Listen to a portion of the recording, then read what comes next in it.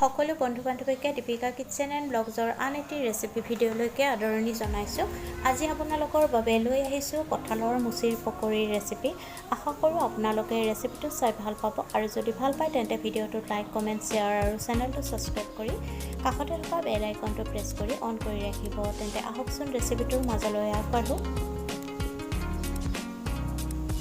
কঁঠালৰ মুচিৰ পকৰীৰ ৰেচিপিৰ বাবে কঁঠালৰ মুচিখিনি প্ৰথমতে সিজাই কাটা চামুচৰ সহায়ত ভালকৈ পিটিকি ল'ব।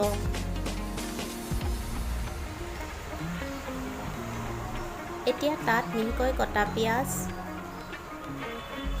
কেঁচা জলকীয়া, খুন্দি লোৱা আদা নহৰু, সোৱাদ অনুসৰি নিমখ, হালধি গুড়ি, জিৰা গুড়ি, ধনিয়া গুড়ি আৰু কাশ্মীৰী ৰেড চিলি পাউডাৰ 1/4 চামুচ দি দিব আৰু তাত বেচন দি দিব 2 চামুচ আৰু চাউলৰ গুড়ি 2 চামুচ দি দিব।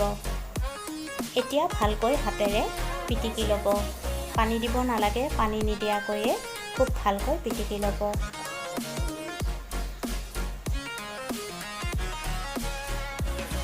এতিয়া গৰম তেলত বনাই লোৱা মিশ্ৰণবোৰ দি দিব আৰু দুইটা পিঠি ইলুটি কৰি ৰঙচুৱাকৈ ভাজি ল'ব। যদি আপোনালোকে এনেকৈ কঁঠালৰ মুচিৰ পকৰী বনাই খোৱা নাই, এবাৰ বনাই খাই চাবচোন।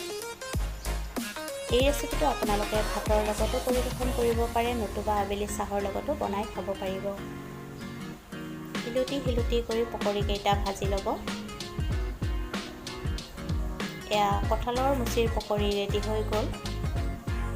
পুনৰ উপস্থিত হ'ম এটি নতুন ৰেচিপি ভিডিঅ'লৈ। আজিলৈকে আহিলোঁ, ধন্যবাদ।